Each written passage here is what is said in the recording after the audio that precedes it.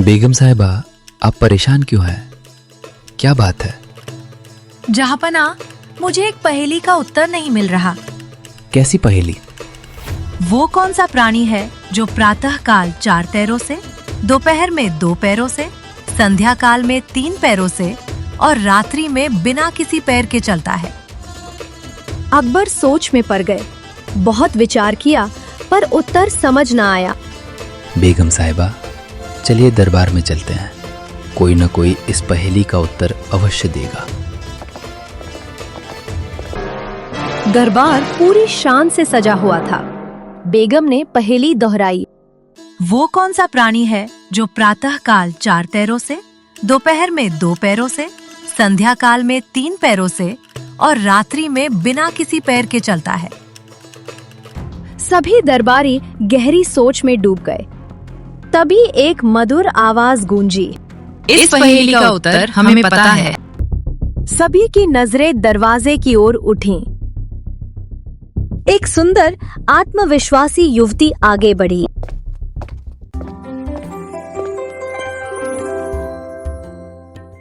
मनुष्य का जीवन ही इस पहेली का उत्तर है। प्रातः काल यानी बचपन, जब मनुष्य घुटनों के बल चलता है, मानो 4 पैरों पर। दोपहर यानी युवावस्था, जब वो 2 पैरों पर चलता है। संध्या यानी बुढ़ापा, जब वो लाठी के सहारे 3 पैरों पर चलता है। और रात्रि यानी मृत्यु, जब उसे पैरों की आवश्यकता ही नहीं रहती। दरबार तालियों से गूंज उठा। तुम कौन हो?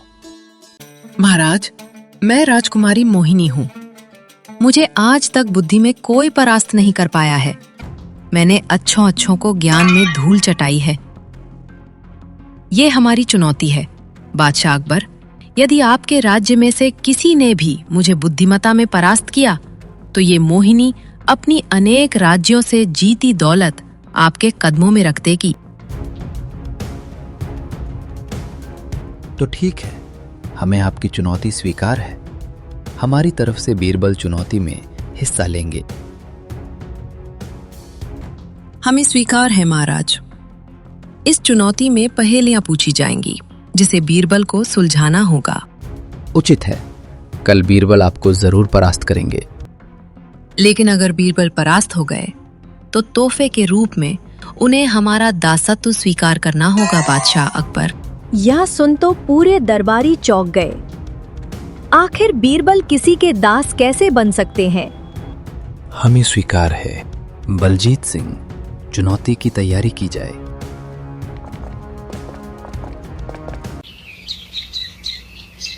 अगले दिन दरबार फिर से सजा। प्रतियोगिता शुरू की जाए। बादशाह, इस प्रतियोगिता के नियम स्पष्ट है। मैं 9 सवाल करूंगी। उसके उत्तर बीरबल को निर्धारित समय में देने होंगे। अगर वो किसी भी सवाल का उत्तर निर्धारित समय में देने में असमर्थ रहे, तो वो अपराजित हो जाएंगे। हमें तुम्हारे नियम मंजूर है। बीरबल किसी भी प्रश्न में अटकेंगे, उन्हें पराजित घोषित कर दिया जाएगा। तो बीरबल जी, हमारा प्रश्न है, यदि एक 10 वर्ष की बालिका एक गेंद को पैर से मारती है और वो गेंद 10 गज दूर जाकर उसी के पास वापस आ जाती है, कैसे? पहला ही प्रश्न सुन सभी चौंक गए। उस बालिका ने उस गेंद को आकाश की ओर मारा है।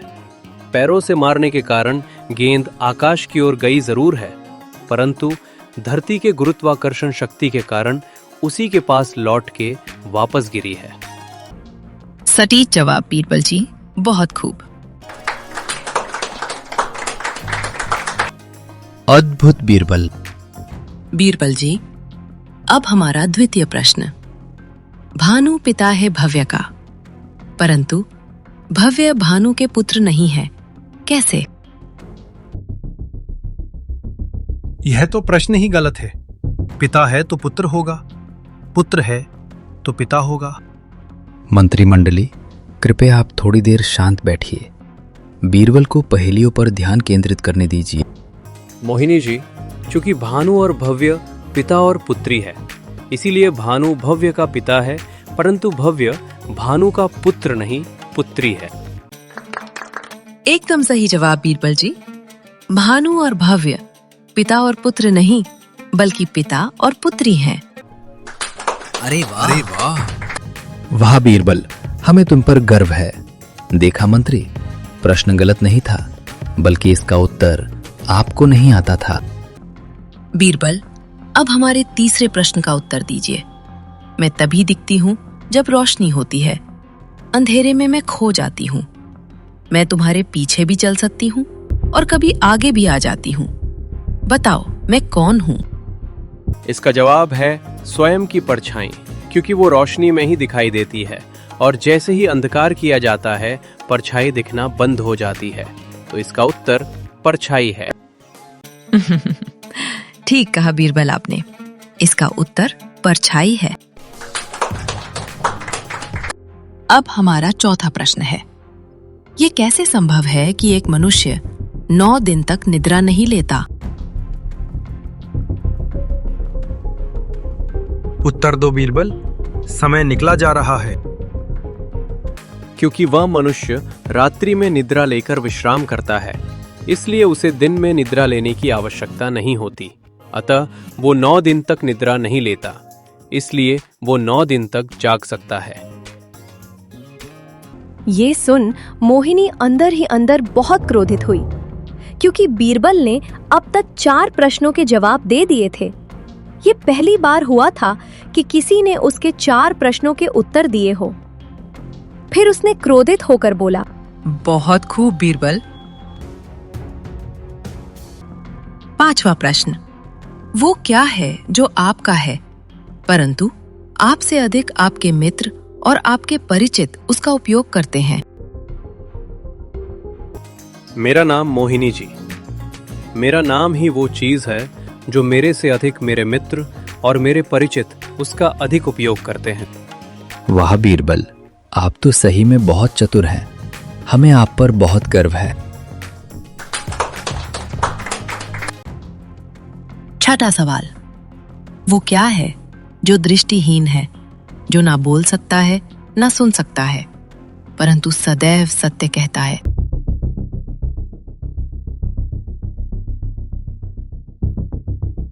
इसका जवाब है दर्पण, जो ना बोल सकता है ना सुन सकता है, परंतु हमेशा सत्य बोलता है। मोहिनी सोच में पड़ गई कि आखिर बीरबल सारे जवाब एकदम सही कैसे दे रहा है। बहुत अच्छे बीरबल। मोहिनी ने ताली बजाई। तभी एक सेवक वहां कुछ पात्र ले आया। मोहिनी ने उसे जमीन पर रखने का इशारा किया। ये हमारा 7वां प्रश्न है, तो आसान तो नहीं होगा। बीरबल, आप इनमें से केवल एक पात्र को स्पर्श कर सकते हैं, वो भी केवल एक बार, और आपको इन पात्रों को इस क्रम में सजाना है कि ये एक भरे पात्र के पास एक खाली पात्र, पुनः एक भरा पात्र हो। बीरबल, अब हमारे राज्य का सम्मान आपके हाथों में है। हमारे शहंशाह की नाक मत कटवाना। बीरबल ने दूसरे पात्र को उठाकर उसका जल 5वें पात्र के अंदर खाली कर दिया। ऐसे वह उसी क्रम में हो गई जिस क्रम में मोहिनी देवी ने करने को बोला था। ये देखिए मोहिनी जी, एक पात्र भरा एक पात्र खाली उसी क्रम में जमा हो गया जिस क्रम में आपने जमाने को बोला था, वो भी सिर्फ एक पात्र को स्पर्श करके है।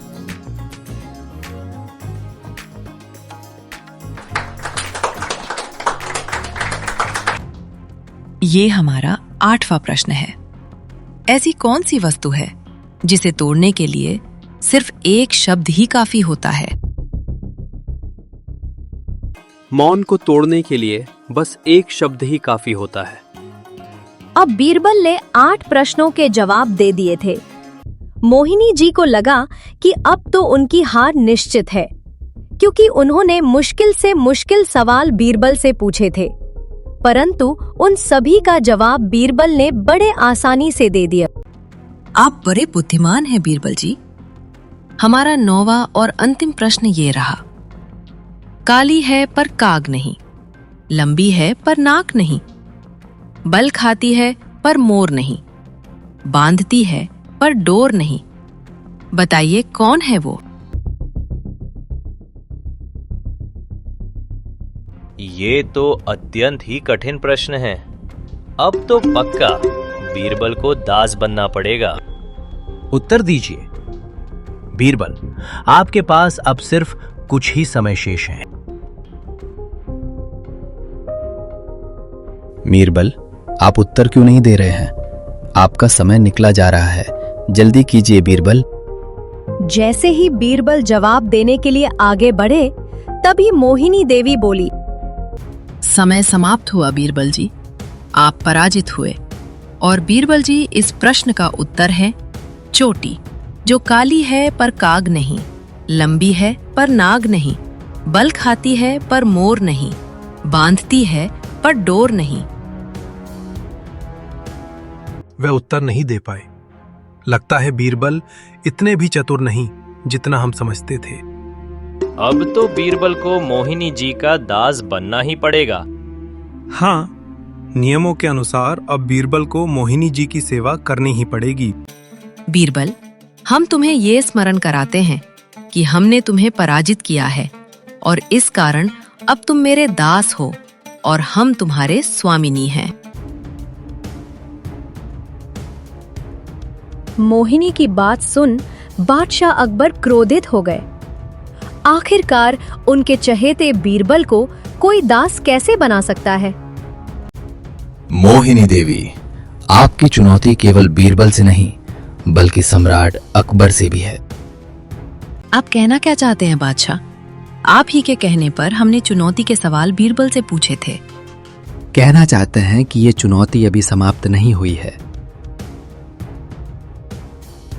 क्योंकि प्रश्न पूछने का समान अधिकार बीरबल को भी है और अभी बीरबल ने सवाल नहीं पूछे हैं तो वो पराजित नहीं हुए हैं। किंतु बादशाह, नियम तो पहले ही निर्धारित थे कि जिस भी प्रश्न में बीरबल जवाब देने में असमर्थ रहे, तब से उन्हें हमारा दासत्व स्वीकार करना होगा। नियम वही जो हम निर्धारित करेंगे, क्योंकि हम यहाँ के बादशाह हैं। हर प्रतिस्पर्धा में दोनों प्रतिद्वंदियों को समान अधिकार मिलना चाहिए, इसलिए अब प्रश्न पूछने की बारी बीरबल की है। ठीक है महाराज, परंतु इस बार भी बीरबल पराजित हुए तो? इस बार बीरबल की जगह हमारा ताज तुम्हारे चरणों में होगा। यह सुनकर बीरबल सहित पूरा दरबार चौंक गया। बीरबल के लिए बादशाह अपना ताज अपनी कुर्सी न्योछावित कर रहे हैं। हमें स्वीकार है महाराज, परंतु हमारी ये इच्छा है कि ये द्वंद पूरे नगरवासियों के सामने हो। ठीक है, हम ये घोषणा करते हैं कि कल मोहिनी देवी और बीरबल के बीच चुनौती फिर से जारी की जाएगी। इतना बोलकर बादशाह गुस्से में दरबार से बाहर निकल गए।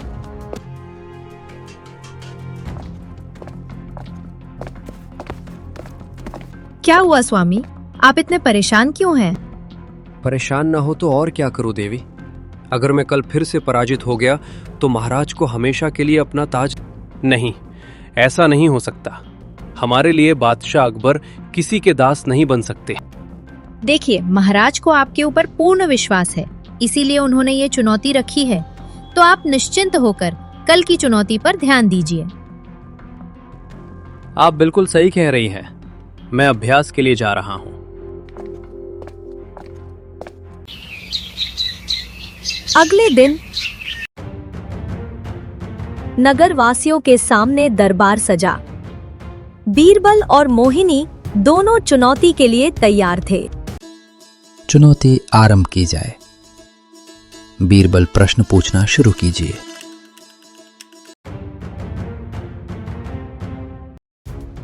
मोहिनी जी, मेरा प्रश्न है, मैं जितना अधिक बढ़ता जाता हूं उतना कम आप मुझे देख पाते हो। बताओ मैं क्या हूं?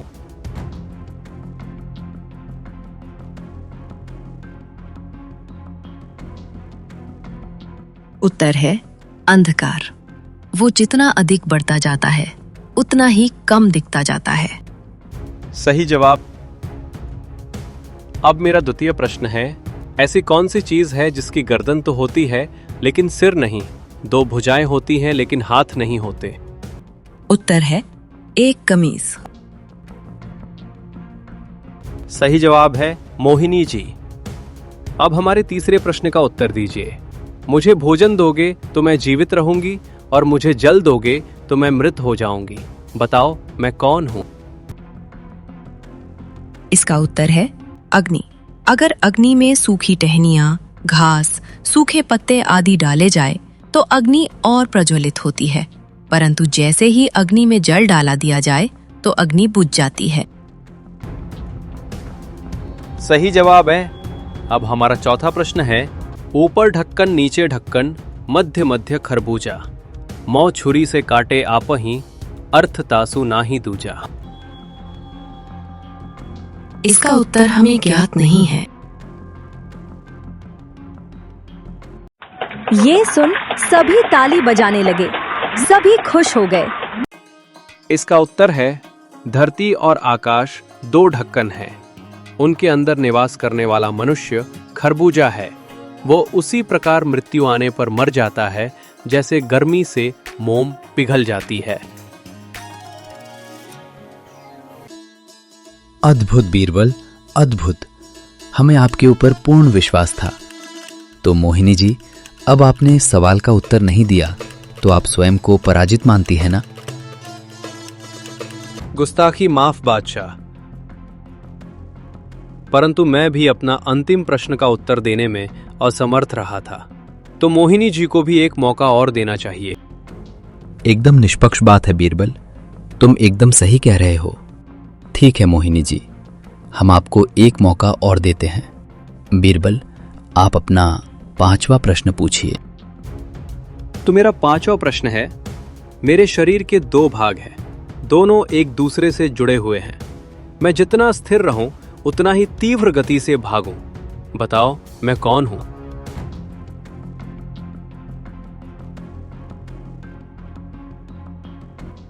इसका भी उत्तर हमें नहीं आता, क्योंकि आप प्रश्न ही विचित्र पूछ रहे हैं। उत्तर है रेत घड़ी।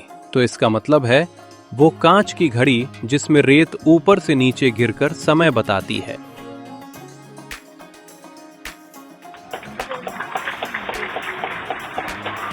अब देखा जाए तो मोहिनी जी ने हमारे 2 प्रश्नों के उत्तर नहीं दिए हैं, तो इस कारण विजय में हुआ महाराज। बीरबल इस प्रतिस्पर्धा के विजेता घोषित किए जाते हैं। जब मोहिनी जी ने प्रश्न पूछे तब इन्होंने 9 में से 8 प्रश्नों के उत्तर देकर अपनी बुद्धिमत्ता सिद्ध की, और जब बीरबल की बारी आई तो मोहिनी जी 5 प्रश्नों में से केवल 3 प्रश्नों का ही उत्तर दे सकी। अतः न्याय के अनुसार इस प्रतियोगिता के पूर्ण विजेता बीरबल ही हैं।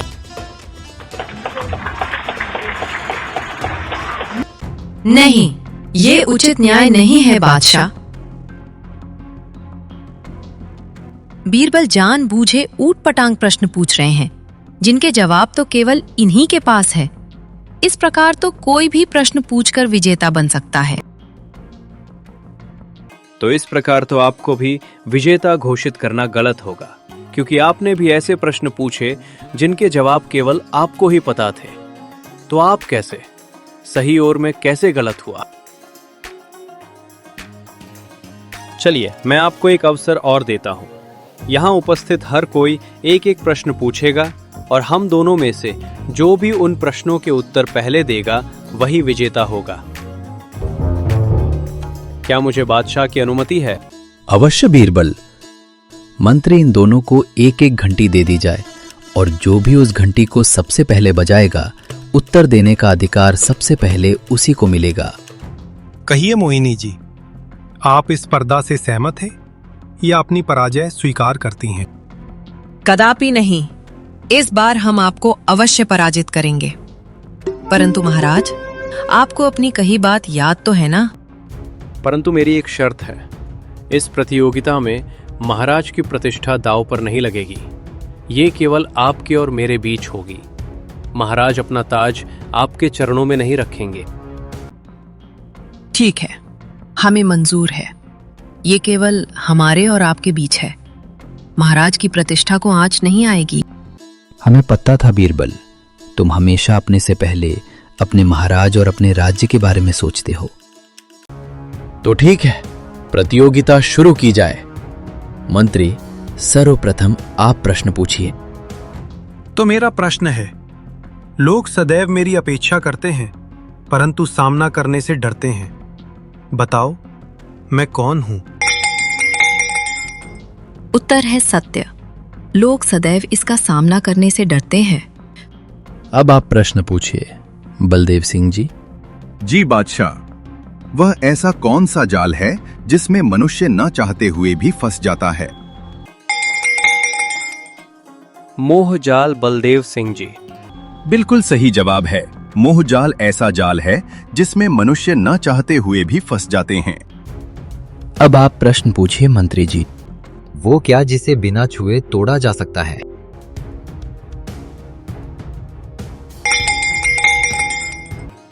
वचन है जिसे बिना छुए तोड़ा जा सकता है। तो बीरबल ने 3 में से 2 प्रश्नों के उत्तर दिए हैं और मोहिनी जी ने केवल 1।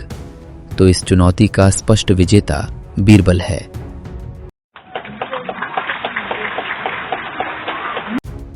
तो मोहिनी जी, अब आप पराजित हुई हैं। आप बीरबल को दास बनाना चाहती थी ना, परंतु अब बीरबल आपको दंड देंगे।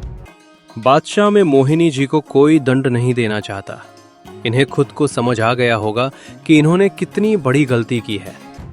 आज हमें ये समझ आ गया है कि मैंने अपने अभिमान में कितनी बड़ी गलती की थी। आज मुझे समझ आ गया है कि बीरबल वाकई में कितने बुद्धिमान हैं। इस कहानी से हमें सीख मिलती है कि बुद्धि पर घमंड नहीं करना चाहिए। विनम्रता और सत्य ही सच्ची जीत दिलाते हैं। वीडियो को अंत तक देखने के लिए धन्यवाद। वीडियो पसंद आए तो लाइक, सब्सक्राइब और कमेंट करना ना भूलें।